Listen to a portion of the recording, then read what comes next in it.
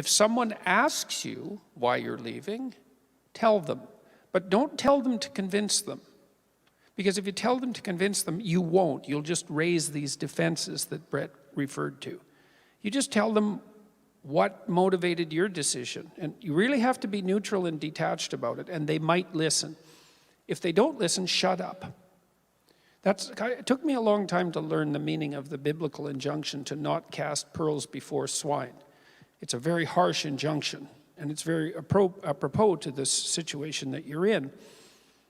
If someone is not listening to what you say when you're doing your best to delineate out a truth, then you violate the truth by continuing to delineate it. You're not where you think you are. Just back off, shut down, because they're not ready to hear the message. And Carl Rogers, for example, the great clinician, he thought that there were prerequisites to successful psychotherapy that the psychotherapist, him or herself, couldn't induce. And one of those was that the person who was seeking psychotherapeutic change had to be ready to change.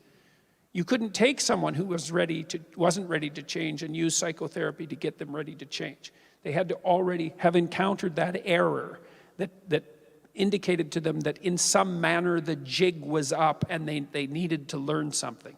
And if you're talking to someone who thinks that they have everything tied up and they've already got all the answers, then all you do is sully your words by continuing to share them.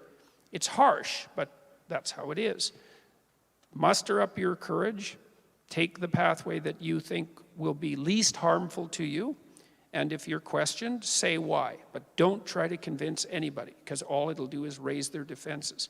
Now, the fact of you leaving, that's actually a pretty strong argument. So you've got your argument best formulated in terms of your actual action, and that could easily be sufficient. So, and the probability that some people who are doubtful will be curious and ask you is high. So you also want to have your story straight. You want to figure out what it is really, deeply, truly that tipped you in the direction of deciding that this was a bad idea. And then you can share that with them. And you share it as like a fallible person who isn't certain that this is the right thing to do, but that you're willing to risk it. And maybe the part of the other person that isn't completely possessed by the ideological slogan will be awake enough to listen. But that's really all you can do.